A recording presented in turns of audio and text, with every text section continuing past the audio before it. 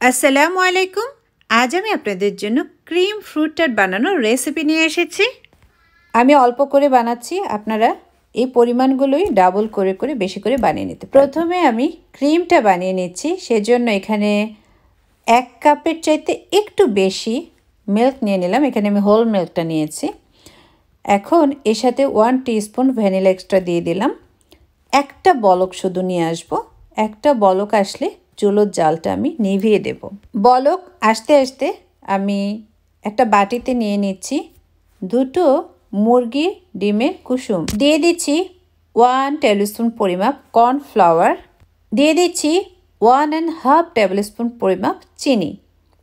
এখন একটা কাঁটা চামচ বা হ্যান্ড উইক্সের মাধ্যমে খুব ভালোভাবে এটাকে মিশিয়ে নিতে হবে। যেহেতু চিনি দিয়েছি তাই দেখবেন এটা একটু লিকুইডি ভাব চলে আসবে। যখন আপনি খুব ভালোভাবে মেশাবেন, মেশাতে মেশাতে একটু লিকুইড টাইপের হয়ে যাবে।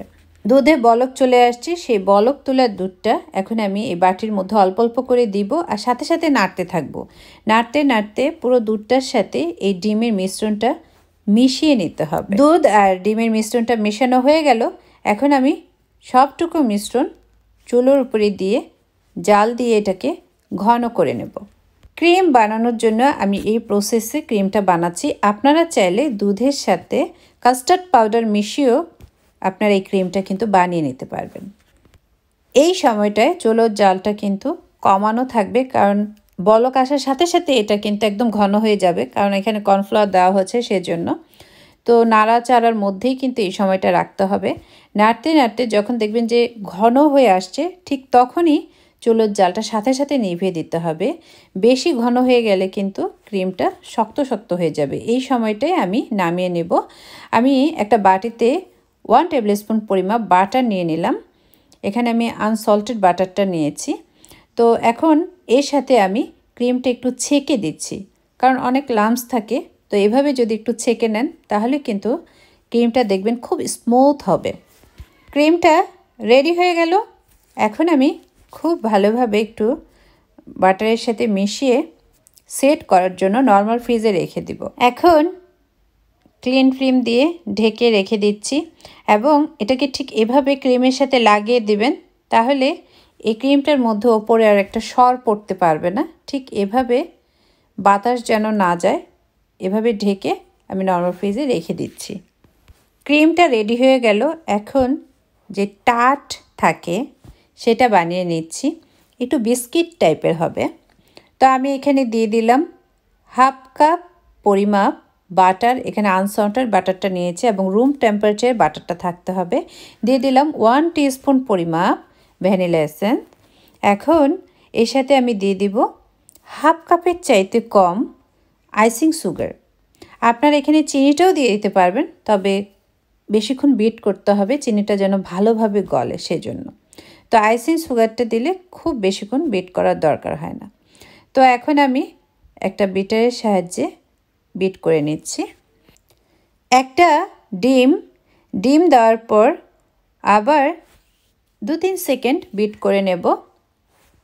তারপর এর সাথে আমি দিয়ে দেব চিমটি পরিমাণ লবণ। আমি যখনই কোনো মিষ্টি খাবার বানাই আমি একটু লবণ দিই, আমার কাছে ভালো লাগে। লবণটা হচ্ছে পুরোপুরি অপশনাল, যদি আপনাদের পছন্দ না হয় না দিলেও হবে। আমি 2 কাপ ময়দা নিয়েছি। ময়দাটাকে অল্প অল্প করে দিব আর বিট করব। আমি 2-3 বারে ময়দাটা দিয়ে দিব আর সাথে দিয়ে দিচ্ছি 1 টিস্পুন পরিমাপ বেকিং পাউডার।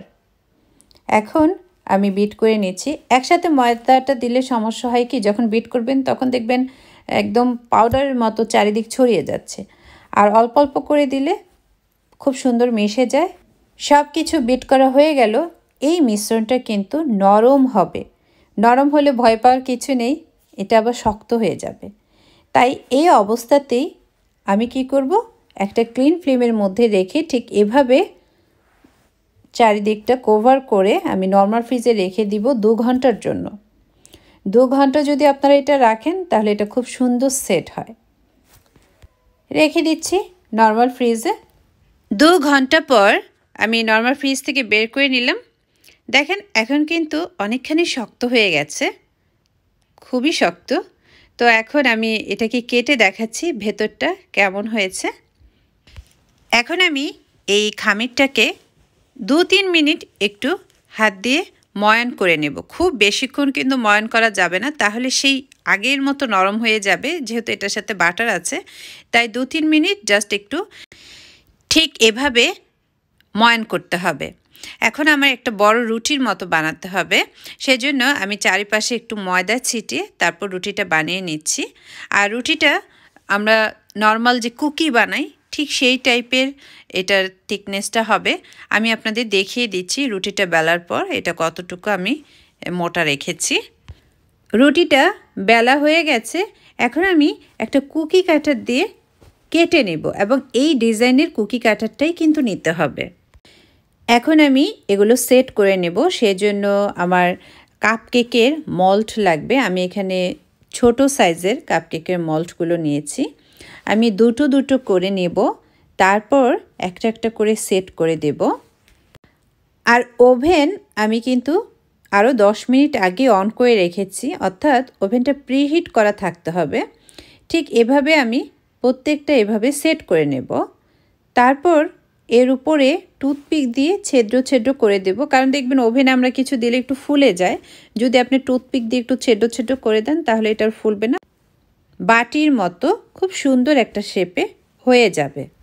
এখন টুথপিক দিয়ে আমি এইভাবে একটু ছিদ্র ছিদ্র করে দিচ্ছি, তা না হলে ফুলের ডিজাইনটা অন্যরকম হয়ে যাবে। আর যদি এইভাবে টুথপিক দিয়ে একটু ছিদ্র করে দেন তাহলে এটা ঠিক একই রকম থাকবে। সবগুলো ঠিক এভাবে ছিদ্র করে দিয়ে আমি ওভেনে দিয়ে দিব। ওভেনে 160 ডিগ্রিতে আমি 20 থেকে 25 মিনিটের জন্য রেখে দেব। 20 মিনিট পর দেখে নিচ্ছি, দেখেন কেমন হয়েছে। প্রথম কিন্তু মনে হবে এগুলো একটু সফট, কিন্তু ঠান্ডা হওয়ার পরে একদম বিস্কিটের মতো কুড়মুড়া টাইপের হবে। তো এখন আমি এগুলো সব নামিয়ে নিচ্ছি, হয়ে গেছে। এবং একটু ঠান্ডা করার পর তারপর এই কাপকেকের মল্টগুলো বের করবেন, তা না হলে কিন্তু এই কুকিগুলো তো ওই সময়টা একটু সফট থাকে, ভেঙে যাবে। তো আমি একটা খুলে দেখাচ্ছি ভেতরটা কেমন হয়েছে। দেখেন ভেতরটা একদম ফুলের মতো হয়েছে। তো এভাবে আমি সবগুলো এখন খুলে নেব, তারপর এটাকে কিভাবে ডেকোরেশন করব সেটা আপনাদের সাথে শেয়ার করছি। ক্রিমটা নর্মাল ফ্রিজ থেকে নামিয়ে নিলাম। এখন আমি ক্রিমটা দিয়ে সাজিয়ে নেব। পেপিং ব্যাগের মধ্যেও নিতে পারেন, আর আমার কাছে মনে হয় আমি টিস্পুন দিয়ে দিলে আমার কাছে সহজ মনে হয়। তো আমি স্পুন দিয়ে যতগুলো ডেকোরেশন করব ঠিক অতগুলোর মধ্যে ক্রিম দিয়ে দিচ্ছি। ক্রিম দিয়ে দেওয়ার পর এখন আমি ফ্রুট দিয়ে সাজিয়ে নেব। এখানে আমি 2 রকমের বেরি ফ্রুট নিয়েছি আর নিয়েছি কিউই। আপনারা যার যার পছন্দ অনুযায়ী ফ্রুট দিয়ে এখানে সাজিয়ে দিতে পারবেন। তো আমি সবগুলো ঠিক একইভাবে সাজিয়ে নিচ্ছি। কোনো অনুষ্ঠানের জন্য যদি ক্রিম টার্টটা বানান তাহলে বিস্কিটটা আলাদা বানিয়ে রাখবেন আর ক্রিমটা আলাদা রাখবেন। অনুষ্ঠান শুরু হওয়ার কিছুক্ষণ আগে ক্রিমটা আর ফ্রুটগুলো সেট করে নেবেন। যদি আগে থেকেই ক্রিম আর বিস্কিটটা সেট করে নেন তাহলে কিন্তু এটা সফট হয়ে যাবে, বিস্কিটের সেই ক্রিপসিনেসটা থাকবে না। তাই অনুষ্ঠান শুরু হওয়ার কিছুক্ষণ আগে এটা সব সময় সেট করতে হবে, তাহলে খেতে ভালো লাগবে। হয়ে গেল আমার খুবই সুস্বাদু ফ্রুট ক্রিম টার্ট। আমার রেসিপি ভালো লাগলে অবশ্যই ট্রাই করবেন। সবাই খুব বেশি ভালো থাকবেন, আমার জন্য দোয়া করবেন। আল্লাহ হাফেজ।